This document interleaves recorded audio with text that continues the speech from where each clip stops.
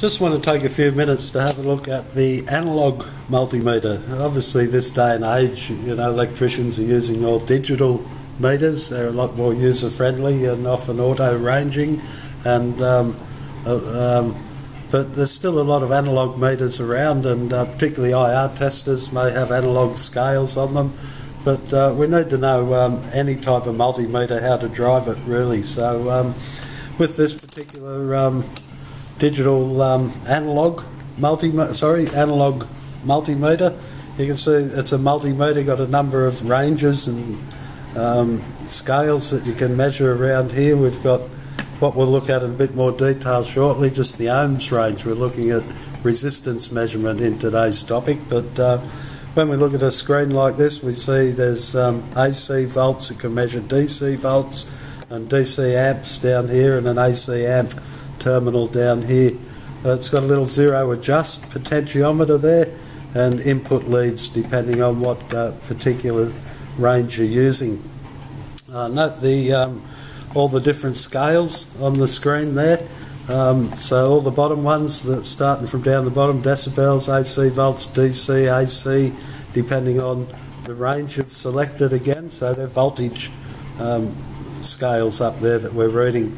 We're going to be looking at the ohm scale up the top there. See the little omega symbol there, which is a little bit different from the voltage scales, read left to right, but the ohm scale up here reads right to left at 0 points at full scale deflection. So as we read it, we go 5, 10, 15, 20, 30, 50, right up to 1K, meaning 1,000, 2K, 2,000. And the full scale deflection, if you like, that little 8 they can just see down there, there's a little 8 on its side, which means infinity, or an infinite amount of resistance. So it is important when we're using the ohm scale, because it is a multimeter, that the circuit or the equipment that you're testing with this must be isolated. You must never connect the voltage to the ohm scale. It can be very dangerous, and the meter could explode, be damaged, or anything could shatter in there and cause quite a hazardous situation. So always be aware of your risk assessment and the type of circuit and equipment that you're working on.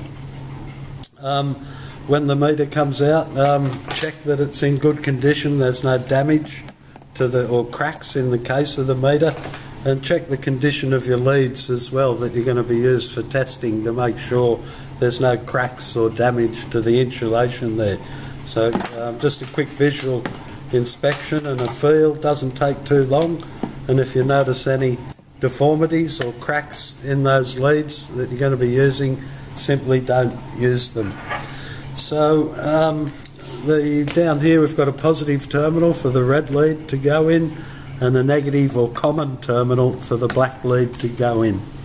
As I said, we're going to be using it for the ohm meter function today in this demonstration. So I'm going to select the ohms scale on the selector switch and come down to that ohms times 1. So again, we'd be reading top scale, right to left, depending on what, that'll be a direct reading at times 1.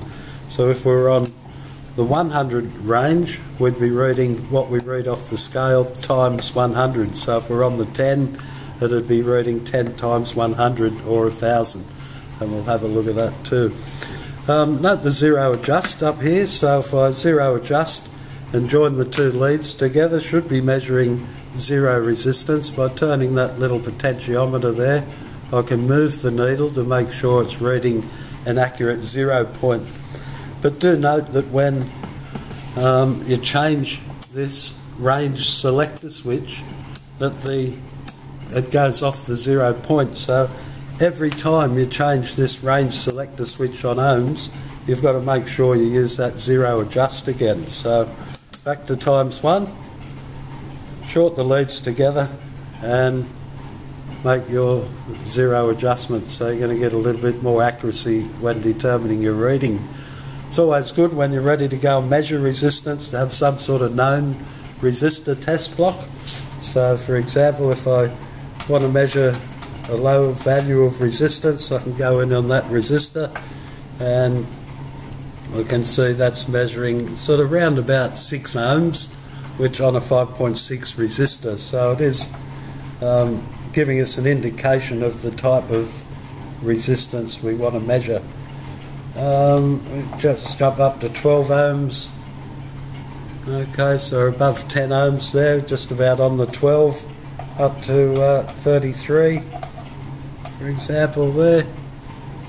So about 31 it's measuring, so you know there's little degrees of accuracy not in there with those readings. It is a fairly old meter, I must insist. So 68, we're sort of up there at about 50, 60, just under 65, so sort of maybe within tolerance, and up to 82 on that particular. So we know it is, you know, reasonably accurate considering the type of meter and the equipment we're using.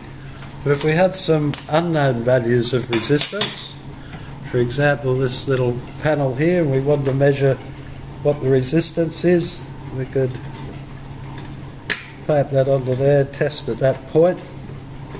We're on the ×1 scale, remember?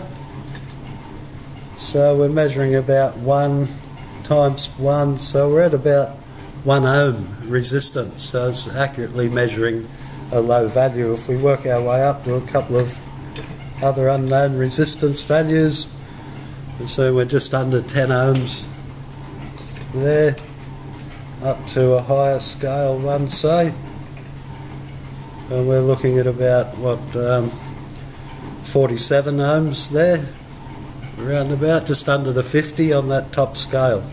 Okay, so work way up to some unknown ones. You can see on that particular resistor that the needle hardly moves too much when I make that connection there. It's only just moving, so that means down here I need to move up a scale. We usually start, when measuring an unknown value of resistance, start on the lower scale and work our way up till we get a reading that's somewhere in centre scale deflection of the meter we're using. Unlike a voltmeter or an ammeter where we always start on the higher scale and work our way down. So I'm going to move up to ×100 to see, and again change scale, so we need to check that zero adjust point and come into the resistor and see what we're reading at that point. Okay, so I'm on 10, so it's going to be 10 up there times 100, so it's 1000. So I'm measuring 1000 ohms there, or 1 kilo ohm would be the reading off that analogue scale. Just going up for another demonstration. There we can see that's come to about 100 times 100, so we're looking at about 10k or 10,000 ohms of that resistance value that we're measuring.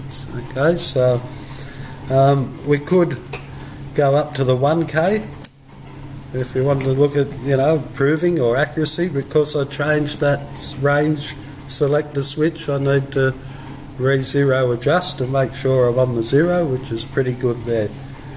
So again, back onto that resistor there, and this time I'm reading 10 times 1k, which is 10,000 ohms, the same as the previous reading.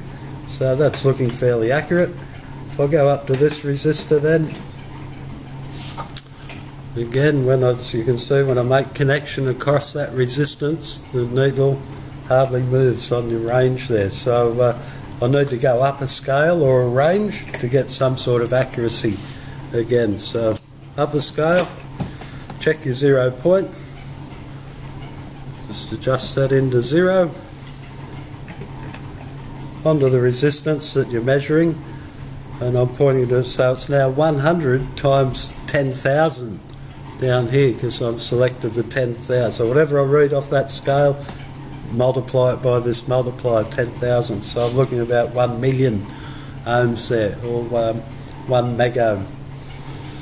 So yeah, that's very briefly it for the analogue type multimeter. Don't forget when you're finished to always turn your meter off, disconnect your leads and fold them up, and put the meter back in its storage case and make sure it's kept in a dry, safe area where it won't suffer damage, and then it's ready for you to use next time.